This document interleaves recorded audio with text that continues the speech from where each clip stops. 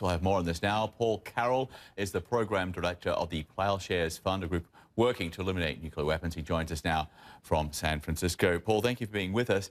The US president told lawmakers on Monday, he wasn't so sure that Kim Jong-un was such a strong leader.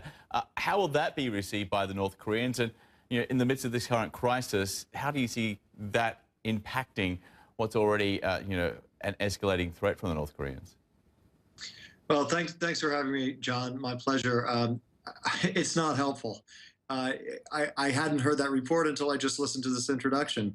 What I was going to say is that President Trump's rhetoric has already begun to paint himself and, frankly, our country into a corner. It's been all about pressure and brinksmanship and military tools and tactics and chest thumping. And now to literally directly taunt the leader of North Korea is like poking the hornet's nest yet again. If you do this kind of ratcheting up of rhetorical tensions, but also sending, as you said, military hardware into the region, if you do that absent any kind of an off-ramp, any kind of door or window for the North Koreans to consider walking through and re-engaging in some kind of discussions, bad things are going to happen. We also have some reporting from the New York Times about intelligence, which shows North Korea capable of producing a nuclear bomb every 6 or 7 weeks. It goes on to say, unless something changes, North Korea's arsenal may well hit 50 weapons by the end of Mr. Trump's term, about half the size of Pakistan's. American officials say the North already knows how to shrink those weapons so they can fit atop one of its short to medium range missiles, putting South Korea and Japan and thousands of American troops deployed in those two nations within range. So clearly, this is, if it's to be believed, the urgency behind the United States in trying to deal with Pyongyang. From your point of view, how reliable is that intelligence? Well, I would be the last one to diminish the risk from North Korea. It is a clear risk, and it is growing.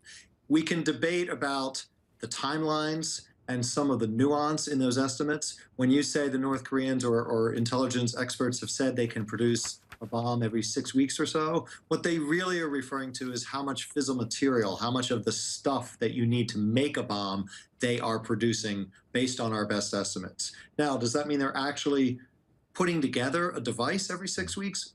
We just don't know. But those capabilities are still incredibly significant and incredibly threatening. And so the story really, the headline really is their tempo has increased. They show no signs whatsoever of pausing or taking a break. Their tempo of missile tests and of fissile material production is on the upswing. And so, yes, that's a real threat. Their capabilities are poised to increase. Very quickly, we're almost out of time here. Another U.S. citizen now being held by the North Koreans. The U.S. ambassador to the UN, Nikki Haley, said that Tony Kim right now is a bargaining chip for the regime. Essentially, she said it's a sign that Kim Jong-un's leadership is failing. Again, do you agree with that assessment from Nikki Haley? Well, it's very interesting she used the phrase bargaining chip. I would actually like to have that be the case. We don't know for sure. Did the North do this to actually open a door to have discussions and bring Americans to their country to discuss his release?